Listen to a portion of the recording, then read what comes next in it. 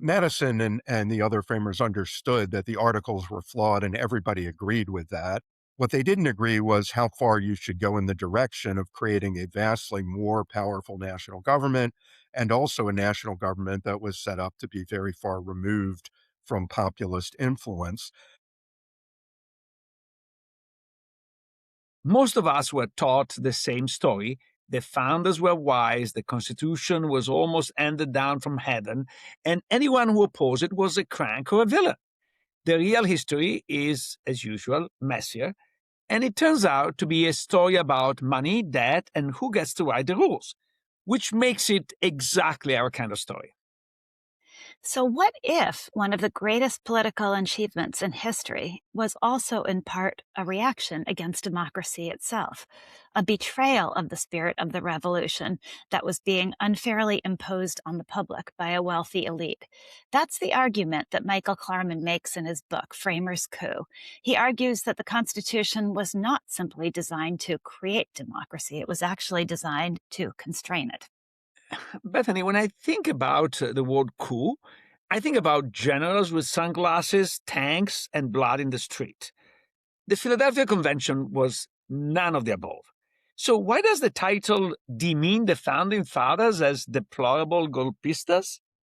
What exactly is a golpista, Luigi? Before I Is answer your somebody who question. does a gulp in Spanish. Okay, fine.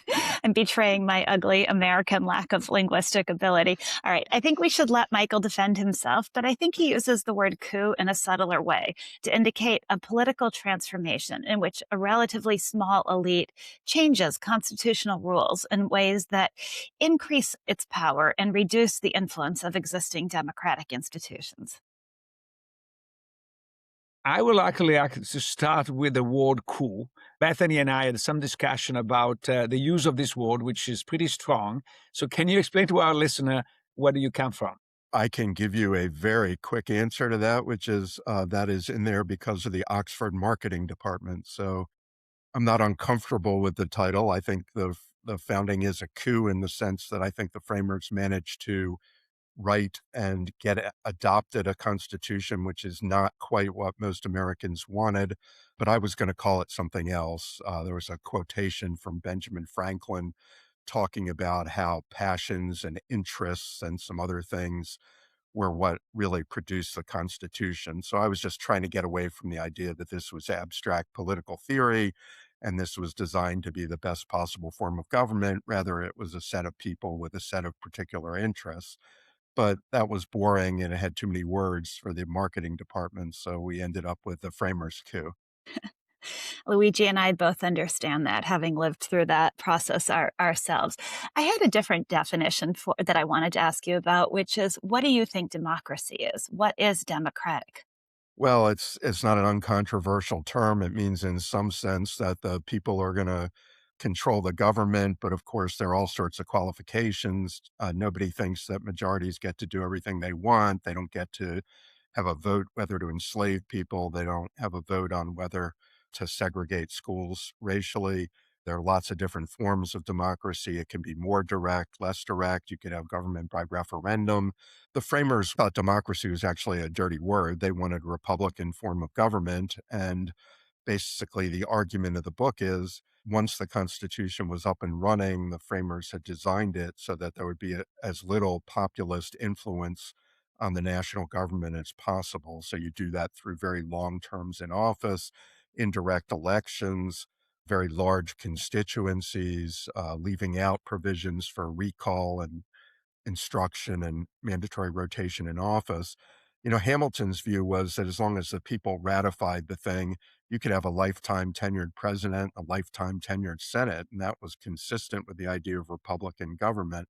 I don't think most of us would be very comfortable with that today, but I don't think there's any, neat definition of democracy. It means roughly that the people are in charge of their government, and there are 1,000 different ways to design that.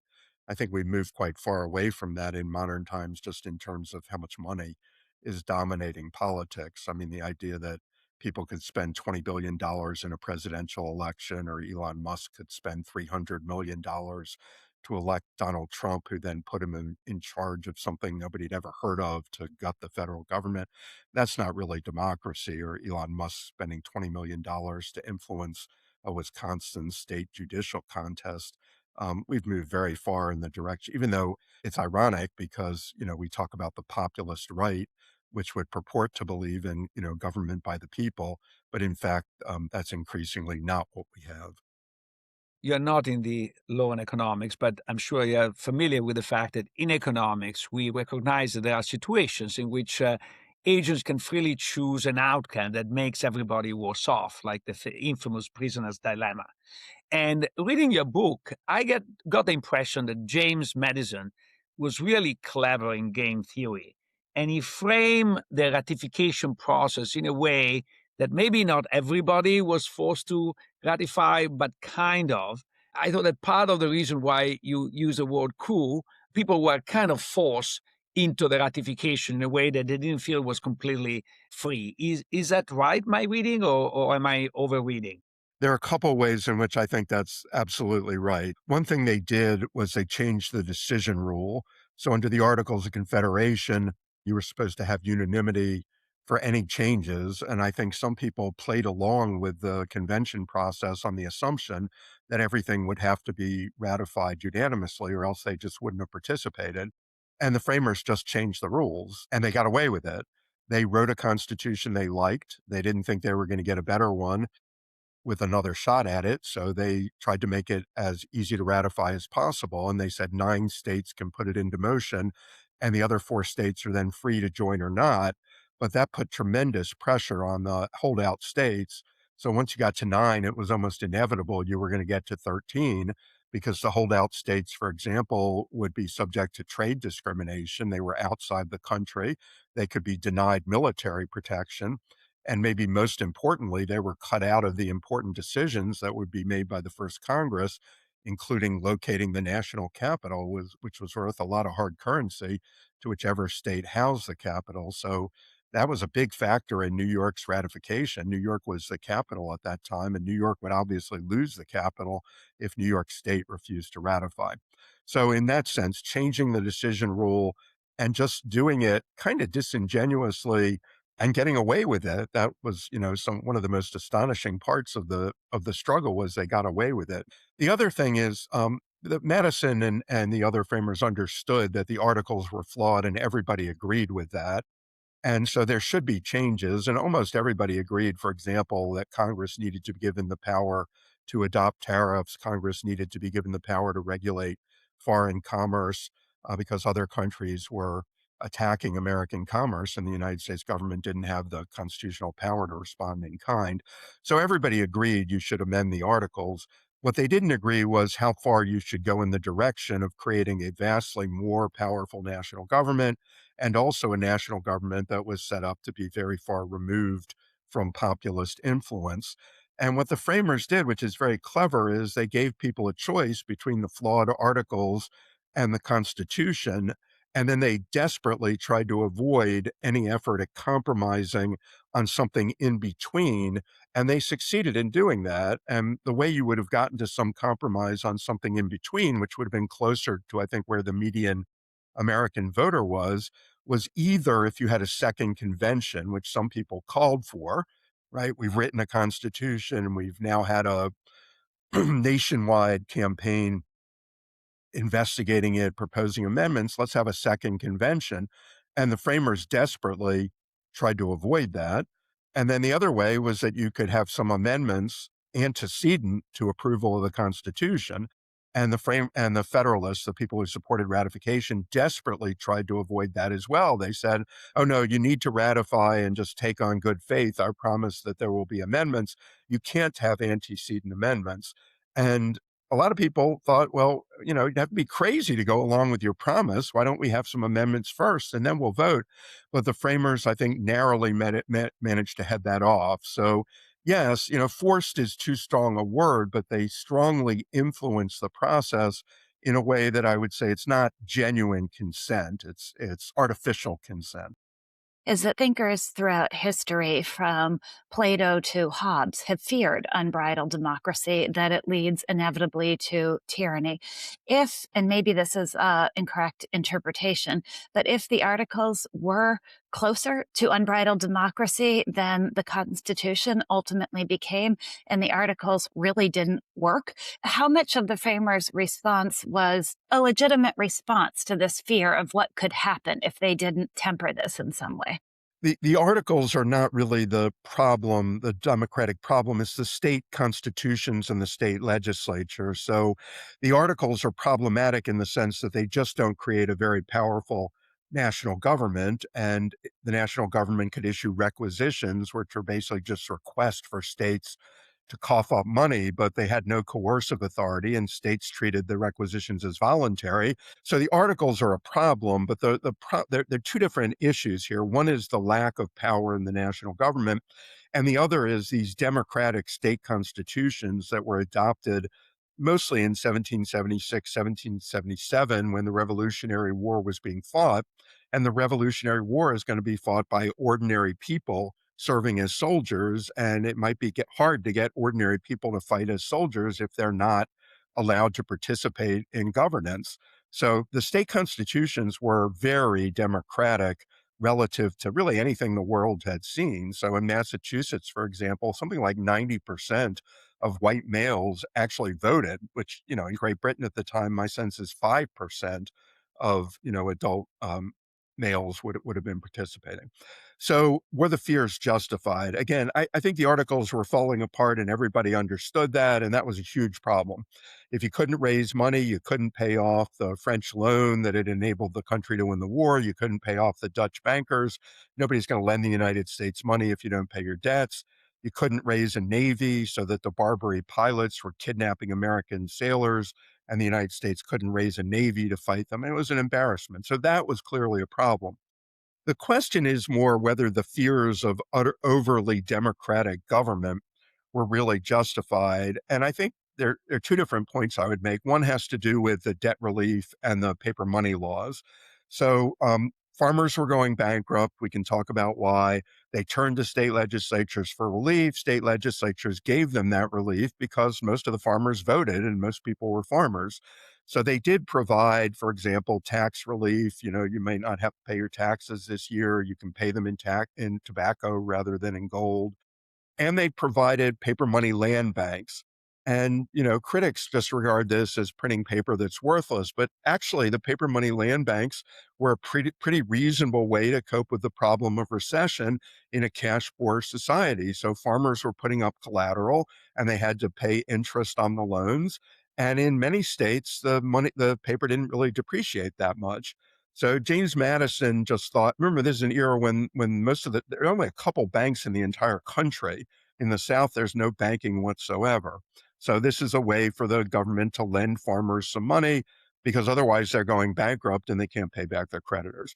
If you think that scheme is a justifiable scheme, then yeah, the framers' fears are a little bit exaggerated. And another good argument for the scheme is, the farmers are being heavily taxed to pay off the war debt, but the war debt is no longer in the hands of the people to whom it was issued, like soldiers getting paid in paper, or merchants selling horses or food to the army in paper. It had all been bought up by speculators. So an incredibly small number of merchants in New England had bought up the debt at 10 cents on the dollar, and they were now lobbying the state legislatures to pay it off at face value. So again, not a crazy argument that maybe the farmer shouldn't be bankrupted in order to pay off the speculators. The other point is about Shays' rebellion. So in Massachusetts, which had one of the more conservative constitutions, they ended up not issuing the paper money, and they were reluctant to give tax relief. And a couple thousand farmers led a revolt, literally an armed revolt. They shut down the civil courts because they didn't want to lose their farms. Letters are being written by, elite statesmen in Massachusetts to George Washington and James Madison saying these Shaysite, it's called Shays' Rebellion, these Shaysite debtors want to annihilate debt. They want to annihilate public debt, private debt. They want to redistribute property like they're communists. And that was just way over the top. These are actually pretty conservative, middle class, Western Massachusetts farmers who don't want to be bankrupted. And they think the Massachusetts legislature is dominated by Eastern elites, Eastern bankers. And, they don't think they should be bankrupted to pay these people on their speculation, purchase of debt. So the letters being written by George Washington's friend and former commander Henry Knox, other leading statesmen back to Congress in New York and to Washington, Madison, and Virginia are just way over the top, and that's what's scaring them into supporting a Philadelphia Convention and a more nationalist constitution. So my perspective is, it's like calling Mondami a communist because he wants to give you free buses. Of course, it's way over the top, and I think it was kind of analogous back then, and it's probably the way wealthy elites always regard mild forms of redistribution as the camel's nose under the tent, right? I mean, the opponents of the New Deal called it communism. The opponents of the Great Society, Medicare and Medicaid, called it communism. And now, any kind of redistribution is denounced as communism. So Mamdani is a communist because he wants, rent relief and free buses. It's absurd. And I think there was some element of that as well at the time. I was actually impressed by how concentrated the ownership of public debt was. So much so that you kind of hint to this, but you don't push it too much. And so I want to understand why. You could even argue that there was a conspiracy to create a constitution in order to profit from the debt. And some of the founders did profit tremendously. Hamilton is one of those that profit from the debt. So is there a financial interest in passing the Constitution? Yes and no. The divisions really don't quite break down along those lines. So there are lots of big holders of government debt. One of the biggest is Elbridge Gerry in Massachusetts, who is a strong opponent of the Constitution. And then there are lots of strong supporters of the Constitution, people like Madison, for example, who are not holders of government security. So it doesn't break down quite along those lines. On the other hand, the government bondholders are clearly lobbying for the Constitution. And you can actually find that the markets for government securities are going up and down depending on how ratification is proceeding in the states. So when a bunch of states ratify, the value of the national debt goes up. And when New Hampshire had a convention and then they allowed it to terminate early because the Constitution wasn't going to get through and the value of the debt goes down, it's quite clear that the speculators are wagering that the Constitution will enable the payment of the debt. And Hamilton, is a big believer in the sanctity of public debt. So not only is he going to make sure he gets paid, he's going to have the federal government absorb the state debt and make sure that gets paid. And that turns a lot of state speculators into supporters of the national government, because once the national government is responsible for paying off the state debt, they're willing to give greater taxing power to the national government. To my knowledge, Hamilton was actually not a speculator. He just is somebody who has very strong views about the importance of public fiscal responsibility and that you have to pay off debt. He loves the British system. He thinks the Bank of Britain is something to be emulated. He thinks the British House of Lords is something to be emulated. He thinks the fact that Britain is so good about paying off its debts is why Britain has been able to dominate continental Europe in wars over the last century. So he's trying very much to emulate that. But I actually think it would probably be selling Hamilton a little short to say that was his motive. Hamilton just had a really strong idea about the way things ought to work. So yes, there are speculators who are going to profit big time. I don't think that quite explains the divisions. I think probably it's a little bit more along class lines, that the elite want power in their hands. The elite is more likely to believe that paper money is a disaster. So some speculation, but probably unfair, I think, to attribute it to Hamilton and Madison. So that leads into a next question. I think one of the tensions that is implicit in your book is this idea that the government should be run by disinterested people who have achieved enough wealth previously in their life that they can afford to be in the government and not express their own narrow interests. And that obviously is an elitist system.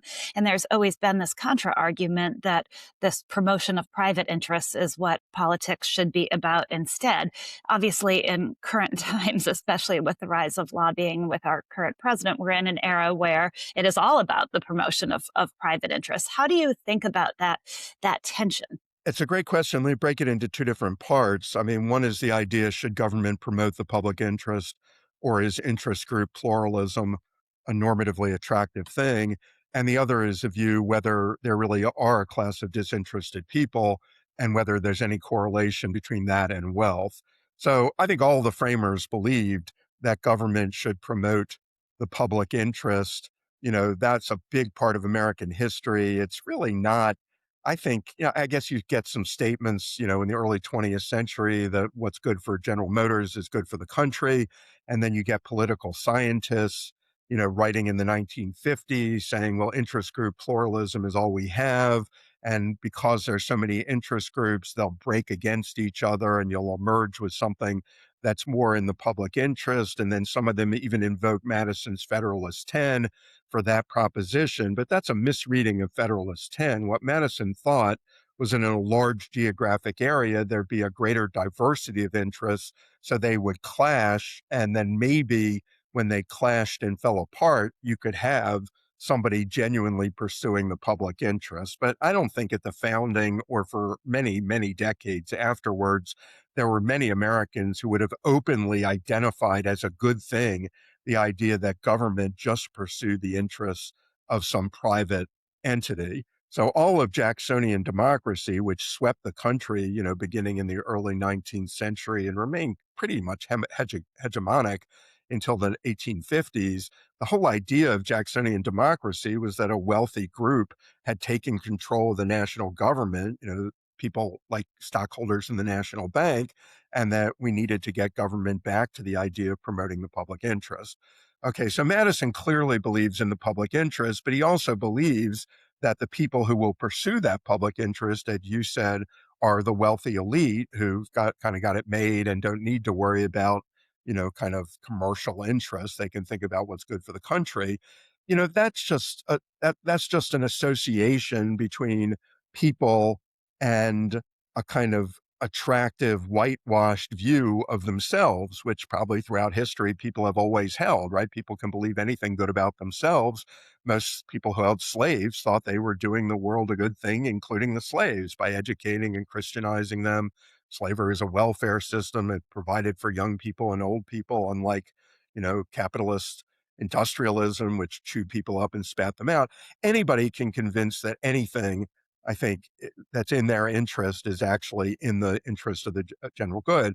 So, people like Madison and Jefferson and Hamilton certainly thought that they were pursuing the public interest, but it just happened to be that their view of the public interest was paper money is the worst thing you could imagine, and that ordinary people don't have the talent to run government.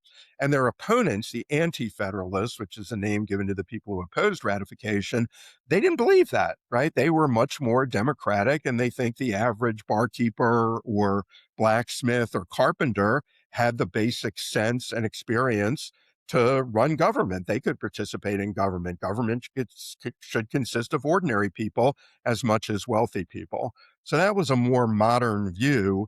And that view, I think, quickly spread to the point that, you really couldn't get, except in South Carolina, which was very aristocratic all the way to the Civil War, you really couldn't get a lot of people running for office saying, I'm wealthy and I know better than you. It might still be that the wealthy people would be elected, but they had to put on this pretense of populism, very much like a lot of the Republican Party today, right? I mean, the Republican Party as a populist party is absurd when you look at what it stands for, because the only thing they really care about is tax cuts for the wealthy, eviscerating the social safety net, and deregulation of as large a swath of the economy as possible. Right? The only law they passed in the first Trump administration and the second Trump administration is a massive tax cut. But it is a fact that even if the elections are free and fair, most likely the richer are more likely to be elected. The median net worth of a U.S. senator today is more than 70 times the census reported median U.S. household net worth. It seems to me that the framers really used this layered election, think about the electoral votes for president, as a way to filter the ordinary man from any high position and just allow only the wealthy to emerge. And to some extent, it was a walking back of the promise of the revolution where everybody was created equal and had equal opportunity to rise to the top. You're exactly right. The framers wanted to filter ordinary men out of office. Madison talked about enlarging and refining the popular will. And there are a bunch of ways to do that. You mentioned the Electoral College, indirect elections. So state legislatures pick senators, electors chose the president. Wasn't even clear that electors would be directly elected by the people. They could be just chosen by state legislatures. Another important mechanism was large constituencies. They created a tiny House of Representatives. It was 65 members for the entire country. Compare that to the Massachusetts lower house of the legislature, which had over 300 representatives from Massachusetts, right? A representative from the Massachusetts legislature represented 1,500 people, and a representative in Congress represented 30,000 people. That's 20 times. And the point of large constituencies was twofold. One, it was, as you say, to filter ordinary people out of office. There's, the era of relatively primitive transportation and communication. In a constituency of 30,000, the only people with large enough reputations to be elected would be a wealthy landholder or perhaps a military hero. So you weren't going to get any innkeepers or, ship makers elected to the legislature. And then the second advantage was kind of creating what I think economists or political scientists would call slack in the agency relationship, meaning that constituents would have a hard time keeping a tight hold on their representatives if you had a geographically vast and very populous constituency. The framers behind the closed doors of the Philadelphia Convention were so explicit about this, and it is another sense in which maybe the word coup is not too much of an overstatement. They said over and over again during the closed doors of the Philadelphia Convention that the Senate was supposed to be like the House of Lords. The Senate would be the protector of the wealth of the country. And of course, they didn't say that in the ratifying contest. They gave different arguments for why the Senate would need 6-year terms in office. They said they needed to accumulate foreign policy expertise because they were going to ratify treaties, right? Even in 1787, 88, they understood that calling the Senate the House of Lords and the protector of the wealth of the nation wasn't going to be a winning argument on the hustings. To what extent were they walking back the promise of the revolution that everyone was created equal? Well, we know they didn't quite believe that, right? They didn't think women should participate in politics. The person who wrote that owned slaves. What exactly do they mean by it?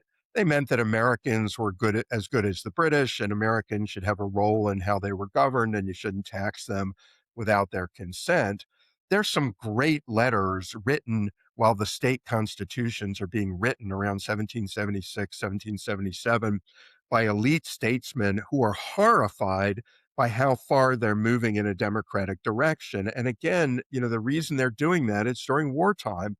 And it's often the case during wartime that countries have to broaden the suffrage, for example, cut back on property requirements for voting, cut back on tax paying requirements for voting, because how else are you going to mobilize ordinary citizens to risk giving up their lives if they don't have a say in government? And that's just always been true in American history, right? World War II is the beginning of the civil rights movement because of the role of Black soldiers. Women got the vote in the United States in World War I because of the role they had played in selling bonds and raising money and providing roles as nurses during World War I. So, yeah, the revolution was threatening to run out of control. And in a way, the Constitution was clearly a kind of counter-revolution against the egalitarian forces set in motion by the Revolutionary War. I studied this part of history at school in Italy. We don't call the American Revolution a revolution. We call the American War of Independence. And maybe it's because it resonates more with the Italian Wars of Independence. So my first question is, was it really a revolution? And if the answer is yes, maybe this counter-revolutionary coup was necessary, because if it is a revolution, it's the only revolution that doesn't end up in a lot of blood, because from the French Revolution to the Soviet to the Chinese, the result have been disasters. So Was it a necessary counter-revolution or not? Well, the revolution ends and Americans don't have any reason to bloody up each other. There was a lot of violence and confiscation against loyalists. Loyalists were the Americans who sided with the British, and there were a lot of them, but they mostly didn't need to kill them. They took away their property. You know, you didn't have a proletarian working class that was advocating redistribution. Most of the people who wanted debt relief were pretty conservative farmers who just didn't want to be taxed out of existence and didn't think they should be paying off this debt that had been scooped up by speculators. So, it's not a communist revolution against the elite. The United States never really had that, partly because Teddy Roosevelt understood that you needed some progressive reforms to prevent the country from moving to socialism. And his distant cousin Franklin Roosevelt understood that you needed a New Deal to prevent communism from taking over the country, right? There's been enough concessions so that you didn't have a revolution of the poor against the rich.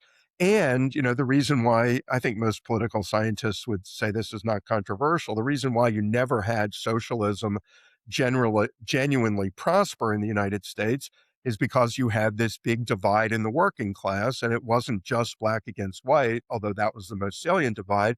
It was also Catholic against Protestant. So it's much easier to mobilize a poor working class in Great Britain, a homogeneous ideological unitary working class, because they didn't have the religious differences and they didn't have the racial differences.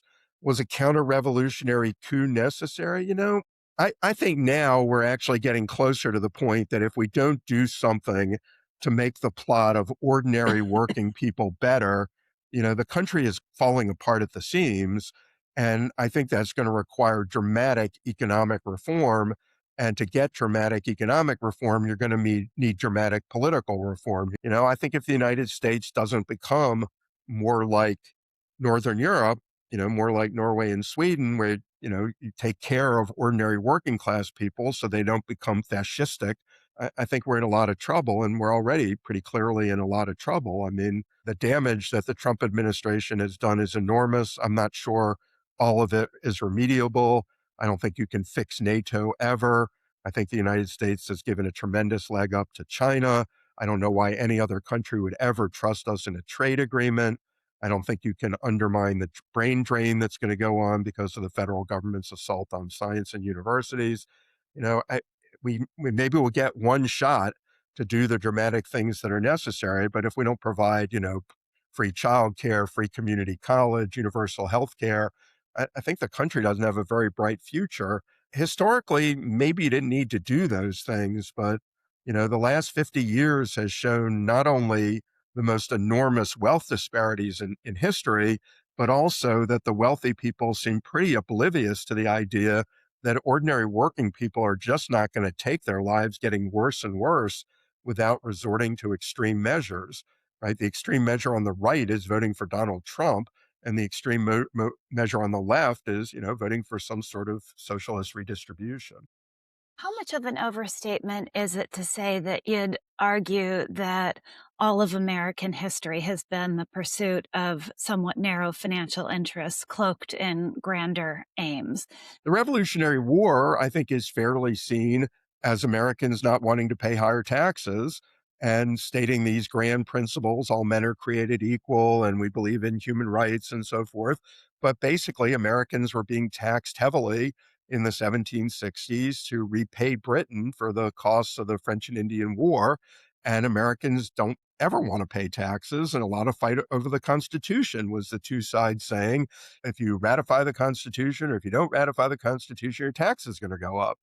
Southern slave owners who are fighting to preserve the institution of slavery. Well, it's not all about a financial interest. Slavery is also a social system, but it's largely that slave owners were doing really great. The Northern perspective on the Civil War is a little more complicated because I think most Northerners were fighting to preserve a union. And I don't think that's simply a financial interest, but was it partly a financial interest? Sure. A lot of Northerners were very unhappy that slave owners were dominating the national government, and that was preventing them from imposing high tariffs, which of course are financial interests of Northern manufacturers. It was preventing them from, building internal improvements with federal money. And of course, that's something very greatly of interest to Northern commercial men. So yeah, I'm kind of a materialist at heart. I think it's a mistake to reduce everything to financial interest because it's pretty obvious that people can be deluded into voting against their financial interest, right? Why is the white working class now voting 2/3 for a Republican Party that quite clearly is not running the government in their financial interest? But who's driving the agenda of the Republican Party? It's the billionaires who have very clear financial interests in deregulation, tax cuts for the wealthy, and so forth. And it's not that hard to manipulate people, right? That's a story as old as time, is manipulating people not to form intra-class coalitions by playing up divisions, right? It could be divisions between Catholics and Protestants, whites and blacks, immigrants and native-born citizens, but that's always in the interests of the wealthy and the well-off to play up those differences, because otherwise you get a genuinely redistributive coalition that does the New Deal, right? And for 50 years, you get a dramatic contraction in wealth disparities, and you get the wealthiest, most prosperous middle class in history. And it takes the race issues of the 1960s to start to undo that coalition. If you interpret the Constitution as a reaction to the excesses of democracy of the early constitutions, do you see the reaction starting in the 1980s as a reaction to the excess of democracy in the 1960s? Because Samuel Huntington, in his famous or infamous The Cries of Democracy, talks about the excess of democracy of the 1960s. And it seems kind of similar to me. Am I reading correctly or am I overreading? I think the most plausible account of what happened, there are these people who oppose the New Deal forever, right? They were never fans of New Deal redistribution. They attacked it as communism, and they got slaughtered at the polls. They ran Barry Goldwater, who was an extreme libertarian, and he got slaughtered even worse. And I think what happened was these, anti-New Deal reactionaries, very wealthy people like the Koch brothers' father, they decided, well, how are we going to get back into power? And the way to get back into power was to make some of the white working class no longer focus on New Deal redistribution, but rather focus on Black people who were getting benefits from welfare and burning up the cities, and get a lot of the very religious evangelical and fundamentalist Christians in the South who are very conservative people, but would never vote Republican because of the Civil War, to get them to start focus on religious issues, what we would today call Christian nationalist issues. So that's where you get the moral majority and the focus on abortion and the opposition to the Equal Rights Amendment. So this is quite a conscious political strategy in which very wealthy reactionary Republicans form alliances with Southern Christian conservatives and racists. And it turns out the race issue is not just an issue in the South. It's not just white Southerners who are still defending white supremacy. It's also lots of Northern working class, often ethnics, who don't want their neighborhoods desegregated, don't want their schools desegregated. And you see that when George Wallace runs in Democratic primaries in several Northern states in 1964, and he wins 35 to 40% of the vote. Or when Martin Luther King goes to Chicago and marches for equal open housing, and people throw rocks at him. And Martin Luther King says, "I've never seen such hatred in my life. And I've been, sent to jail in Birmingham and Selma."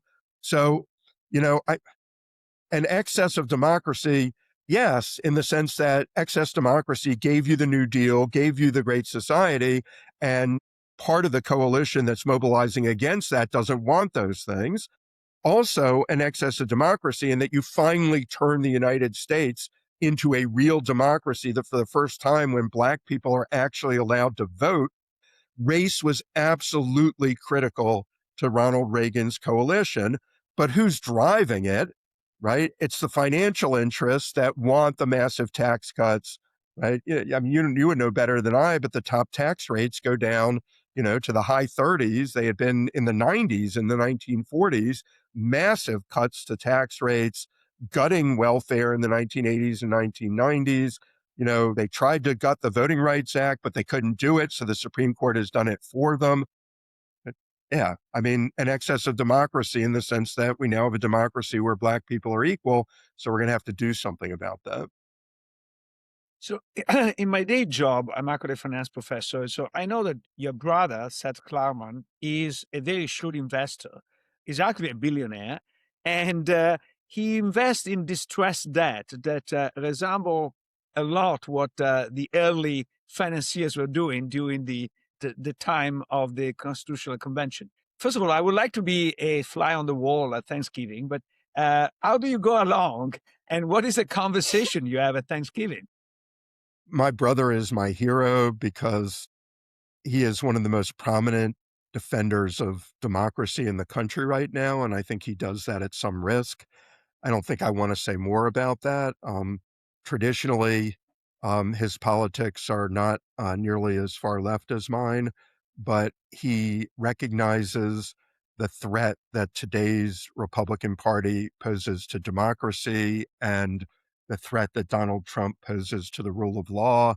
And he is doing great things to try to protect the country. And I don't think for his sake, I'm going to be more explicit than that. We disagree about lots of political stuff. I think some of this is because of our father, who was a Polish Jew who emigrated. He emigrated from Poland in 1929. Most of the family was killed in the Holocaust. I think people with that background probably are a little bit more aware of what's happening in the country right now. I know of people. I have a student whose parents migrated from Romania. They've moved back to Romania because they understand the handwriting on the wall about what's happening in the United States. I certainly hope we don't go that far. But, I've written about all the authoritarian things Trump has done, and it's pretty bad. And the fact that this has gone on and that the Republican Party has utterly caved, the framers would be appalled. Right? You have to ask why Madisonian devices for the separation of powers are not working. And the main factor is that Congress is not, counteracting ambition with ambition. The Republicans in Congress just lay down and do whatever Trump wants them to do.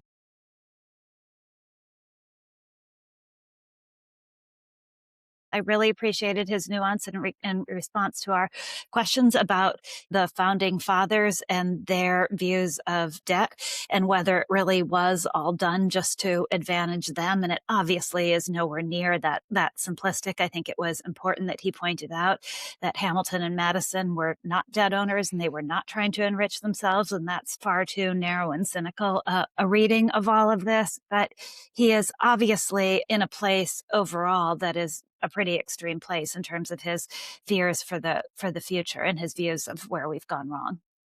Yeah, I think you pointed in the right direction.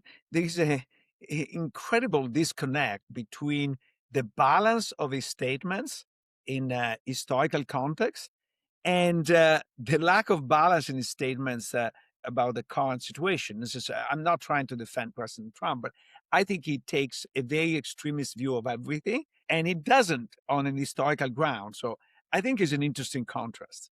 You could argue that an extremist view is called for now, or you could argue that it isn't. I've actually been thinking a lot about that. The fact that a lot of our history would say that we can get through our current times. Well, it's almost encouraging in the sense that we were more of a mess in those years following the Revolutionary War. We were obviously more of a mess during the Civil War years than we are now, and perhaps you can take some comfort in the historical precedent being one of conflict that we can get through our current times, or perhaps you can take great discomfort in it that we've set the preconditions for where we are today. And I'm not sure which is the right argument. You're absolutely right. It's not true that they were more civilized back then. When the debate about ratification came about, they insulted each other in a massive way. And at some point, Benjamin Franklin tried to publish in a newspaper that he founded a call for calm down, guys. And even his article was not published because it was not liked. Things were pretty extreme back then, which is a consolation to say it's not the first and the not last time in history that people get very passionate about things. And actually, they lied and misquoted. They were misquoting somebody, quoting only the first part of a sentence without the second, and misinterpreted what he said on purpose. As even Michael said, when it came to the real reason for certain institutions was not disclosed. So there was a lot of deception, if not open fraud. I don't think the world has changed that much. How do you end up thinking about this idea that it really is economics that have shaped the course of our government? And I think it's interesting to think about that through the conversation we also had with Adam Winkler about the Supreme Court and about the ways in which the Supreme Court has always been extraordinarily business oriented. Michael is right in the sense that if you take the extreme bird position that everything, which is a Marxian position, by the way, that everything is determined by economic interest, you're wrong. This said, economic interests play a big role in many decisions, including, I think, the decision to have a constitution that is more Republican than Democrat, lowercase r and lowercase d. There is no doubt, for example, the issue of paper money is incredibly important. The Shays rebellion motivated the Philadelphia Convention, motivated a lot of support for the Constitution. And this is really issue of basically economic interest. I think Michael was very clear in saying this drama of paper money as it's portrayed is not a drama. In fact, might have been the right thing to do in many situations, but was favoring more the middle class because they were not extreme poor. These are farmers, but the middle class rather than favoring the elite. And the elite did not like it. I think you've argued in the past, and you have felt that more democracy would be better. Do you fear at all this idea that democracy can be tilt over into populism, can become tyranny? Or do you feel, after reading Klarman's book and talking to him, that more democracy would be better? That a system closer to the state governments, the state constitutions we had originally would be better than what we have now? I think a more democratic system would be better. There is no doubt in my mind. There is also no doubt that the Article of Confederation was not working. What I got from his book, which I think is a very valuable insight, is a small elite understood and saw a major shortcoming of the Article of Confederation and used this shortcoming to take back some of the concessions they made under duress during the revolution. Under duress, they really pushed for a modern day democracy, at least as far as males are concerned, white males. But the fact that 90% of the people in Massachusetts were voting, this was revolutionary because until the beginning of the 20th century, most European countries did not even have universal male suffrage, let alone women and minorities, etc. So it was an enormous step in the democratic direction. And at the state level, the states were working pretty well. The Confederation was not working. And so you needed to overcome the free rider problem, as he said. But I don't think that, for example, relieving from excessive debt a lot of the farmers was such a drastic and dramatic action that would undermine the future of the country. Yeah, it was interesting in reading his book, some of the comments that the framers and others made about how the farmers' indebtedness must be their own fault, that they had lost the character that had once rendered them these noble stalwarts of everything that was American, and had become these dissolute creatures who cared little about the American spirit. And it's funny how much of that lingo is reminiscent today, right? Absolutely, and even more so during the European financial crisis. I'm sorry that we ran out of time because I was interested in trying to understand how Europe can have its Hamiltonian moment in trying to get together, because Europe functioned very well at the state level, but as a confederation is a freaking disaster because they can't even organize a common defense. Okay. So Go that's ahead. that's an interesting question then. Is the European Union more like the Articles of Confederation, and should it be closer to the Constitution? Did someone need to stage a coup and make it stronger, or would you argue that would have been the wrong direction? You need to move forward, and maybe it's not possible to move forward without a coup. That's the interesting question. Exactly like in the United States, the European leaders are much more elitist than any of the country individually, and they are really technocratic in a way that the single countries are not. So I can see sort of a technocratic coup, maybe justified by the threat of a Russian invasion that might bring Europe together. But you need a James Madison to pull it off, and ain't Mhm. easy. That raises an interesting point too that I couldn't help thinking about as I read Michael's book, which is you can't run the counterfactual. I mean, what would have happened if it hadn't been for this coup? Where would we have been? And so, is the coup in the end the best outcome? Well, we'll never know, obviously. We'll never know. And also the best outcome for whom?